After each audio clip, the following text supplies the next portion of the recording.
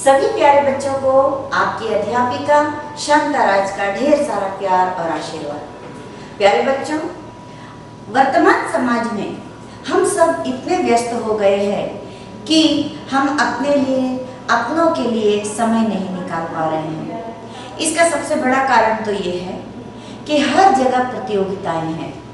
किसी को पढ़ाई में आगे जाना है, किसी को खेल में आगे जाना है, किसी को भाषण की तैयारी करनी है, किसी को राशन की तैयारी करनी है। कहने का तात्पर्य ये है कि हर जगह जो है समय अपने आप में बंध चुका है। लोग अपने लिए समय नहीं निकाल पा रहे हैं। अगर इस समाज में आगे जाना है तो बहुत बहुत बहुत समय उस पर देना होगा। तो ऐसे हालात में आज के वर्तमान काल के लोगों ने एक नया जो संदेश देने का या संदेश लेखन का जो प्रक्रिया है शुरू हुई है। तो इससे पहले कि मैं कक्षा शुरू करूं, हर जगह समय की बात है। समय कम हो चला, नहीं निकल पाता समय। समय की ये चाल है कि समय के बाद कुछ नहीं हाथ है। लेकिन बच्चों, रिश्ता निभाना है तो समय भी निकालना है। यदि नहीं है तो जो समय मिला है उसी में ही रिश्ते को तो निभाना है। इसीलिए तो कहती हूँ, संदेश से अब काम चलाना है। तो बच्चों, संदेश लेखन होता क्या है? संदेश शब्द की उत्पत्ति संस्कृत से मानी गई है, जिसका अर्थ है खबर या समाचार प्राप्त करना। जब कोई व्यक्ति किसी से बहुत दूर है, जैसा जब हम अपने द्वीप समूह की बात करेंगे, तो हमारे द्वीप समूह में लोग इतने दूर दूर तक फैले हुए हैं, एक द्वीप से दूसरे द्वीप तक जाने में हमको बहुत समय लगता है। और ऐसे में ये संदेश हमारे लिए बहुत ही लाभदायक सिद्ध होता है। तो संदेश के जरिए दूसरे व्यक्ति तक हम अपना संदेश पहुंचा सकते हैं। संदेश किसी व्यक्ति विशेष या किसी समूह द्वारा किसी विशेष व्यक्ति या समूहों को दिए जा सकते हैं। बच्चों, समूह में संदेश लिखना, व्यक्तिगत रूप से संदेश लिखना, इन सब के अलग अलग तरीके हैं जो मैं आपको बताऊंगी। संदेश लिखने के वक्त निम्न बातों का ध्यान रखना बहुत आवश्यक है। जैसे सबसे पहले तो ये बात याद रखिए कि संदेश को किसी सीमा रेखा या किसी बॉक्स के या किसी गोले के अंदर लिखा जाना चाहिए। दूसरी, संदेश की शुरुआत में जहां आपने बॉक्स या सीमा रेखा बनाई है उसके ऊपर संदेश शब्द अवश्य लिखें। उसके बाद दिनांक लिखिए और समय लिखिए। फिर मुख्य विषय को कम से कम लेकिन प्रभावकारी शब्दों में वर्णन करें। वर्णन करने से तात्पर्य बहुत लंबा लिखना नहीं, आपको कम लिखना है और बहुत ही आकर्षक तरीके से लिखना है। फिर संदेश लिखने वाले का नाम अंत में जरूर लिखें। संदेश लेखन की शब्द सीमा 25 से 30 या 30 से 40 शब्दों के बीच होनी चाहिए। अगर चित्रों का प्रयोग करना उचित लगे तो विषय अनुसार किया जा सकता है। लेकिन बच्चों, क्योंकि परीक्षा में आपको सीमित समय है और आपको अपने जो प्रश्न है उसके अनुसार आपको संदेश लिखने भी है, तो ऐसे में जो बच्चे अच्छा चित्रकारी करते हैं वो चित्र ऐसा बनाएं जिससे कि उस चित्र से ही आपका संदेश पूरी तरीके से अवतरित हो जाए, यानी हमें समझ आने लगे।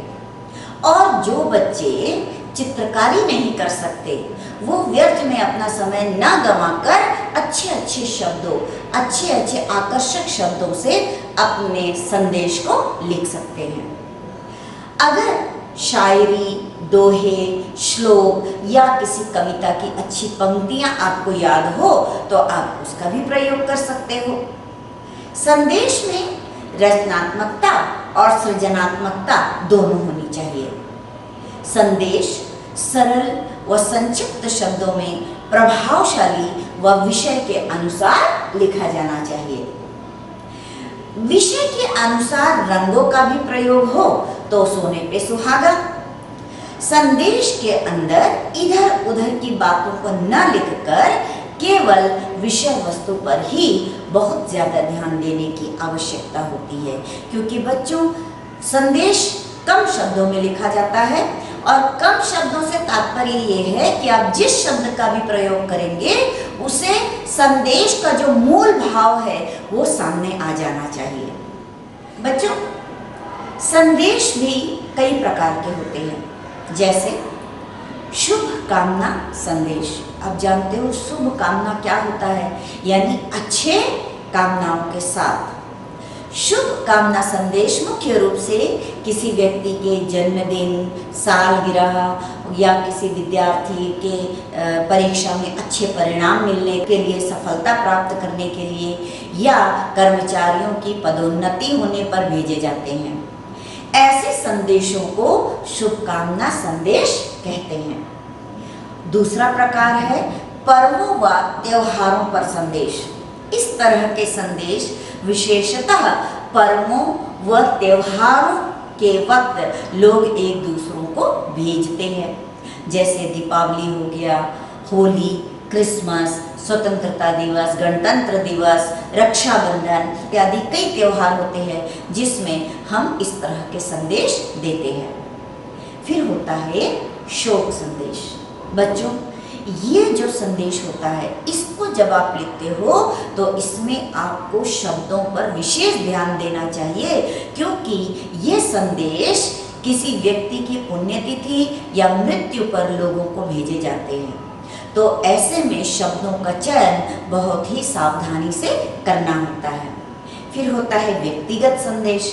व्यक्तिगत संदेश में परिजनों को बधाई, शुभकामनाएं कही जाने या आने का संदेश, किसी भी अन्य तरह का संदेश जो सिर्फ परिजनों को दिया जाता है उसे कहते हैं व्यक्तिगत संदेश। इसमें कोई भी प्रकार हो सकते हैं जिससे मैं आगे आपको बताऊंगी। फिर होता है बच्चों सामाजिक संदेश। सामाजिक संदेश क्या होता है, ये हम समूहों में ज़्यादातर देते हैं। धार्मिक या सामाजिक कार्यक्रमों से जुड़े आयोजकों या आयोजनों के संदर्भ में दिए जाने वाले संदेश। पर्यावरण दिवस पर हो गया, जल बचाओ पर हो गया, वन बचाओ पर हो गया, बेटी बचाओ बेटी पढ़ाओ पर हो गया, यानी इस तरह के जो सारगर्भित विषय होते हैं या फिर समय के साथ चलने वाले जो भी विषय होते हैं उस पर हम जो संदेश लिखते हैं उसको सामाजिक संदेश कहते हैं। और ऐसे अवसरों पर भी हमें शब्दों के चयन में बहुत ही ध्यान रखना पड़ता है। फिर होता है मिश्रित संदेश।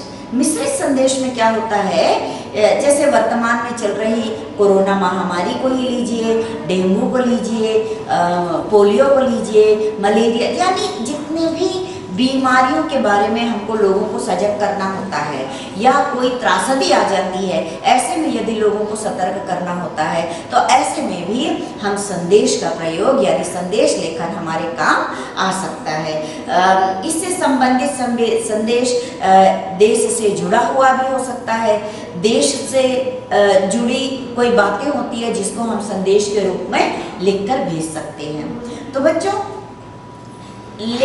यानी संदेश लेखन आज के युग में बहुत ही महत्वपूर्ण इसलिए हो गया है, जैसे कि मैंने कक्षा की शुरुआत में बताया, लोगों के पास समय की कमी हो जाती है, लोग इतने व्यस्त हो गए हैं, जीवन की आपाधापी में लोग अपने जीवन की भाग दौड़ में इतने व्यस्त हो गए हैं कि किसी को चिट्ठी पत्र लिखने के लिए उनके पास समय नहीं होता है। तो ऐसे में हम संदेश लेखन का प्रयोग करते हैं। तो इसके लिए आपको हमारी परीक्षा में 5 अंक निर्धारित किए गए हैं।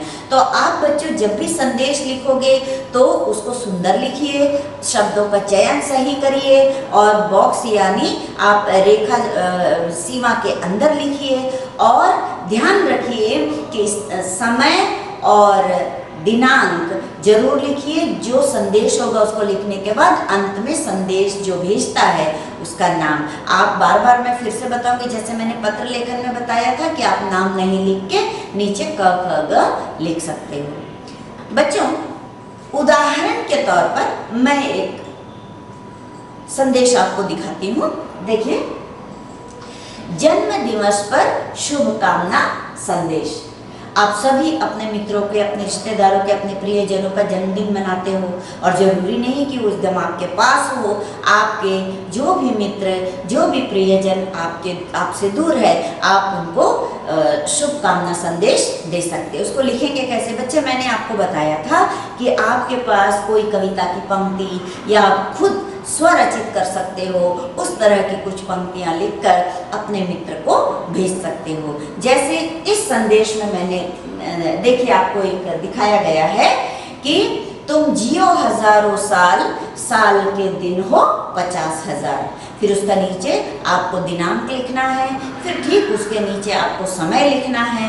फिर बताया गया है कि प्रिय बेटा, यानी यहाँ एक बुजुर्ग अपने बेटा को जन्मदिन की बधाई दे रहा है। तो कैसे लिखा है देखिए, प्रिय बेटा अभिषेक, जन्मदिन की हार्दिक शुभकामनाएं। आप दीर्घायु हो, स्वस्थ रहो और जीवन में निरंतर उन्नति करते रहो, और उन्नति पाने का अवसर भी तुम्हें प्राप्त होता रहे। इन्हीं शुभकामनाओं के साथ फिर जो भी नाम है या जो भी भेज रहा है, उन्होंने अपना नाम नीचे लिखा हुआ है। तो बच्चों, ये तो एक साधारण सा उदाहरण मैंने आपको दिया है। आप परीक्षा की तैयारी हेतु कई तरह के प्रश्न को आप ढूंढिए, अपने अध्यापकों से पूछिए और अपने तरीके से, अपने शब्दों में सुंदर सुंदर संदेश लिखने का अभ्यास करिए। मेरा दूसरा उदाहरण देखिए, इसमें एक शोक संदेश है। बच्चों, मैंने आपको पहले ही बताया था कि जब शोक संदेश हम लिखते हैं तो उसमें शब्दों का चयन करते समय आपको बहुत ही सावधानी बरतनी चाहिए। इस ऐसे शब्द का प्रयोग करें कि जिसके घर की क्षति हुई है, जिसकी भी मृत्यु हुई है, जिसके भी परिजन की वहाँ हानि हुई है, वो उस बात को समझ सके। उनको ठेस पहुँचाने के जैसे कोई बात उसमें नहीं लिखी होनी चाहिए। जो ये उदाहरण मैंने दिया है, इसमें जो सीमा रेखा है उसके अंदर ही शोक संदेश लिखा हुआ है, फिर दिनांक लिखा हुआ है, फिर समय लिखा हुआ है। आप भी अपने तरीके से दिनांक और समय लिख सकते हो।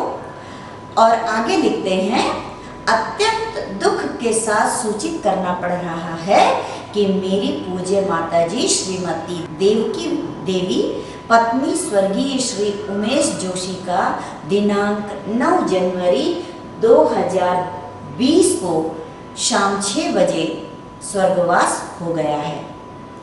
उनका पीपल पानी, इसका मतलब है कि उनका श्राद्ध दिनांक 18 जनवरी 2020 को हमारे आवास में विकास मार्ग नोएडा में किया जाएगा।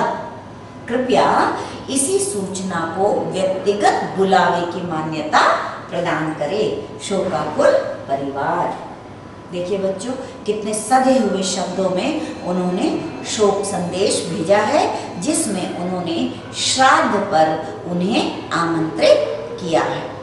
प्यारे बच्चों, अगला उदाहरण है, स्वतंत्रता दिवस के शुभ अवसर पर देशवासियों के लिए एक संदेश लिखिए।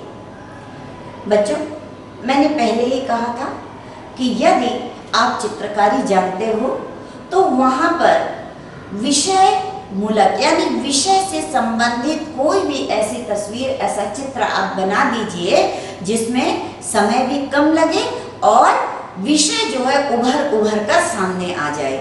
जैसा इस संदेश में हमारे तिरंगे का फोटो दिखाया गया है और नीचे दिनांक लिखा गया, लेकिन ठीक उसके ऊपर लिखा है स्वतंत्रता दिवस पर शुभकामना संदेश। ठीक है, और नीचे चित्र के ठीक नीचे 15 अगस्त 2020 उसमें दिया है। आप कोई भी दिनांक डाल सकते हो, समय कुछ भी डाल सकते हो। फिर उसमें लिखा है, समस्त देशवासियों को स्वतंत्रता दिवस की हार्दिक शुभकामनाएं। आइए स्वतंत्रता दिवस के शुभ अवसर पर हम सब मिलकर अपने देश की चहुमुखी विकास के मार्ग पर अग्रसर करने का दृढ़ संकल्प लेते हैं। और जो संदेश देने वाले थे उन्होंने नीचे लिखा है मुख्यमंत्री। अब जरूरी नहीं है कि मुख्यमंत्री ही इस तरह के संदेश देंगे, आप भी इस तरह का संदेश लिखकर अपना नाम नहीं लिख करके भारतीय नागरिक ऐसे भी आप नीचे लिख सकते हो। ठीक है, चलिए बच्चों, इससे पहले कि मैं थोड़ा सा आगे बढ़ूं, मैं एक छोटा सा उदाहरण अपने तरफ से देना चाहूँगी।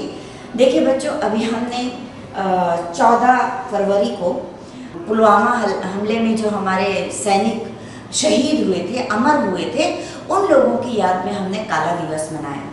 ठीक है बच्चों, मेरा प्रश्न है, पुलवामा हमले पर हुए अमर शहीदों को श्रद्धांजलि देते हुए संदेश लिखिए। इसके लिए भी आप क्या लिखेंगे? संदेश ऊपर अपना मुख्य जो बॉक्स के अंदर में संदेश लिखोगे, नीचे दिनांक लिखोगे 14 फरवरी 2022 प्रातःकाल 6 बजे। और शुरुआत कैसे करोगे? शुरुआत करने के लिए आप लिखोगे, वर्दी उनका अभिमान था, वर्दी पर सर्वस्व लुटा गए, वे भारत माँ की शान थे जो देश प्रेम का जज्बा दिखा गए। आगे लिखोगे, हमारे जो शहीद हुए अमर जवानों को हमारा कोटि कोटि नमन, देश उन्हें कभी भी भूल नहीं पाएगा। हमारे पुलवामा के अमर जवानों को हमारी सच्ची श्रद्धांजलि। नीचे लिखोगे भारतीय या फिर क ख ग। तो इस तरह से छोटे छोटे विषयों पर आप संदेश लिखोगे तो आपको 5 अंक देने में किसी को भी हिचकिचाहट नहीं होगी। लेकिन बच्चों, मैं बार बार यही बोल रही हूँ कि आपके शब्द सटीक, आकर्षक और कम होने चाहिए और उस विषय को अपने कम शब्दों में ही प्रभावकारी तरीके से आप उसको प्रकट करने का कोशिश कीजिए। बच्चों, हमारा अगला प्रश्न है, दीपावली पर शुभकामनाएं संदेश। दीपावली की रात आई, खुशियों की सौगात लाई है, आज लगता है कुछ ऐसा जैसे सितारों की बारात आई है। देखिए, यहाँ पर लिखने वाले ने, संदेश लिखने वाले ने बहुत सुंदर से ऊपर लिखा है, दीपावली पर शुभकामनाएं संदेश। नीचे कुछ दिए दिखा गए, यहाँ रंगीन है लेकिन आप दिया तो बना ही सकते हो, उसमें आप ज्वाला प्रज्वलित दिखा सकते हो। फिर ठीक नीचे उसके कुछ अच्छे अच्छे वाक्य स्लोगन के रूप में या कविता की कुछ पंक्तियाँ लिख सकते हो, जैसा यहाँ पे दिखाया गया है। फिर दीपावली के पावन पर्व की आप सभी क्षेत्रवासियों को हार्दिक शुभकामनाएं। और जिसने ये संदेश भेजा उसने अपनी एक तस्वीर भी लगा दी है।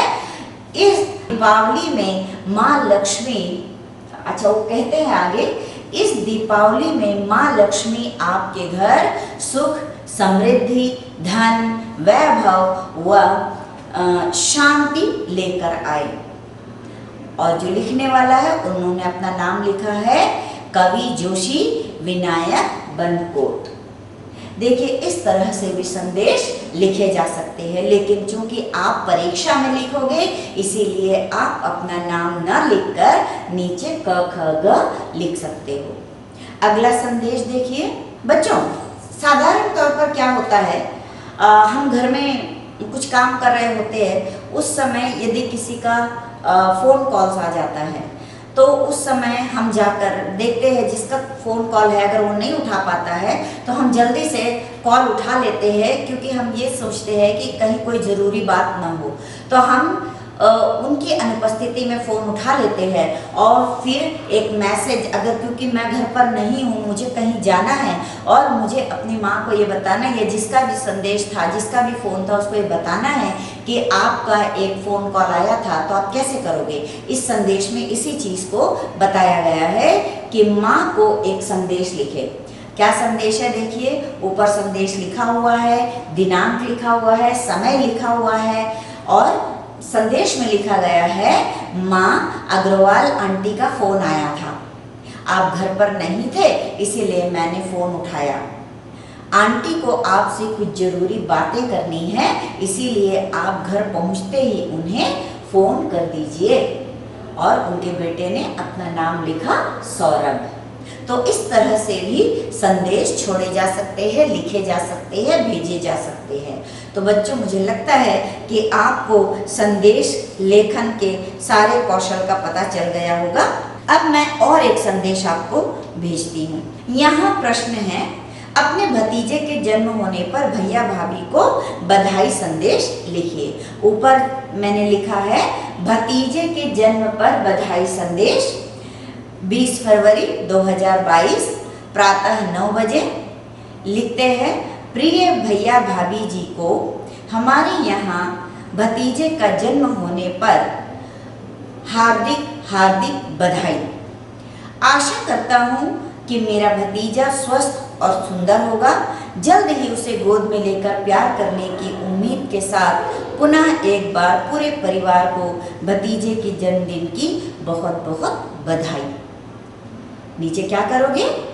क ख घ ये लिखना बिल्कुल ना भूले, क्योंकि संदेश लिखने के हर एक पार्ट के लिए, हर एक हिस्से के लिए आपके लिए अंक निश्चित किए गए हैं। अगर आप एक भी अंक भाग को छोड़ोगे, एक भी भाग को गलत लिखोगे, तो आपके अंक कम आ जाएंगे। इसी प्रश्न को, यानी अपने भतीजे के जन्मदिन पर भैया भाभी को बधाई संदेश लिखिए, इसी प्रश्न को मैंने एक दूसरे तरीके से भी यहाँ प्रस्तुत किया है। जैसे यहाँ लिखा है 19 फरवरी 2022 प्रातः 9 बजे। इसमें बताता है, आदरणीय भैया भाभी जी, गत 17 फरवरी को हमारे घर आए नए मेहमान यानी मेरे भतीजे के जन्म होने पर आप दोनों को बहुत बहुत बधाई देता हूँ। आशा करता हूँ कि मेरा भतीजा स्वस्थ और बहुत प्यारा होगा। जल्दी ही उसे मिलने के लिए आऊँगा। पुनः एक बार सब पूरे परिवार को मेरी तरफ से बहुत बहुत बधाई। फिर नीचे आपको क ख घ लिखना है। तो बच्चों, इस तरह से आप संदेश लिखकर 5 अंक तो आसानी से प्राप्त कर सकते हैं। बच्चों, जहां हमने अभी संदेश लेखन किया, वहीं आपको लेखन कौशल में एक और है विज्ञापन लेखन।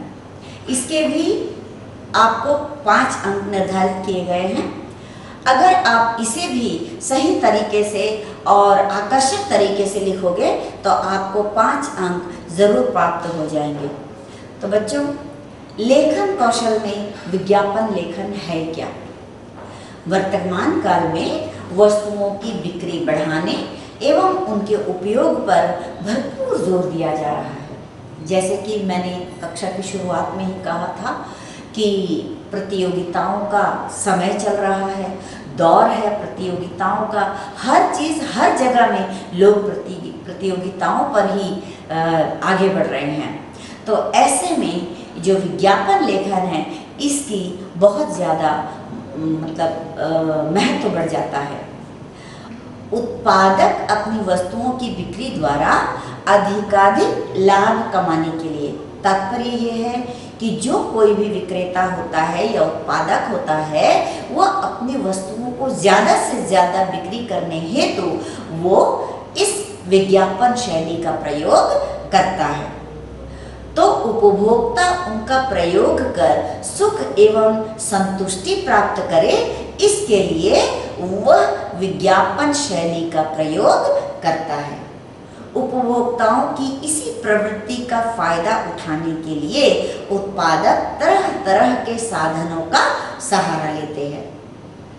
आज वस्तुओं की बिक्री बढ़ाने का प्रमुख हथियार विज्ञापन ही तो है। विज्ञापन शब्द विज्ञापन में वि उपसर्ग लगाने से बना है, यानी ज्ञापन शब्द में यदि हम वी लगा दें तो ये विज्ञापन बन जाता है, जिसका अर्थ है विशेष जानकारी देना। यह जानकारी उत्पादित वस्तुओं, सेवाओं आदि से जुड़ी होती है। विज्ञापन में वस्तु के गुणों को बढ़ा चढ़ा कर प्रस्तुत किया जाता है। जैसे बच्चों, मान लीजिए विक्रेता को एक क्रीम बेचना है। क्रीम बेचने के लिए वह सुंदर सुंदर अभिनेत्रियों को लेकर उनके ऊपर विज्ञापन तैयार करता है ताकि उसके क्रीम की बिक्री उस सुंदरी को देखकर ज़्यादा से ज़्यादा होने लगे। क्योंकि फैशन का जो दौर चला है, इसमें हर चीज़ जो है बहुत ही ज़रूरी बच्चों को लगता है, युवाओं की युवतियों को लगता है कि हर चीज़ ज़रूरी है, और ऐसे में वे उन सारी प्रोडक्ट, उन सारी सामग्रियों का प्रयोग करना चाहते हैं जिससे वो आकर्षक लगे। और इसी बात का फ़ायदा उठाकर उत्पादक क्या करता है, अपनी जो बिक्री करने वाली चीज़ें हैं उसको विज्ञापन शैली में लाकर उसे ज़्यादा से ज़्यादा बेचने के तरीके निकालता है और बेचता भी है। बच्चों, विज्ञापन में उपभोक्ता लालायित हो, यानी उपभोक्ता को लालच दिलाने के लिए और उसे खरीदने के लिए विवश करने के लिए ये जो उत्पादक होते हैं, जो विक्रेता होते हैं, तरह तरह के झांसे देकर विज्ञापन निकालते हैं और उसे बिक्री करने का प्रयास करते हैं। विज्ञापन के कारण उत्पादकों को अपनी वस्तुओं के अच्छे दाम मिल जाते हैं, तो उपभोक्ता को वस्तुओं की जानकारी, तुलनात्मक दाम एवं चयन का विकल्प मिल जाता है। आजकल टीवी, रेडियो के कार्यक्रम, समाचार पत्र, पत्रिकाएं, भवनों की दीवारें विज्ञापनों से रंगी दिखाई देती है। तो बच्चों, आशा है कि आपको आज का जो ये पाठ था संदेश और विज्ञापन लेखन का, आपको अच्छे से समझ आया होगा। इसके साथ ही आज्ञा चाहती हूँ। जय हिंद, जय भारत, भारत माता की जय।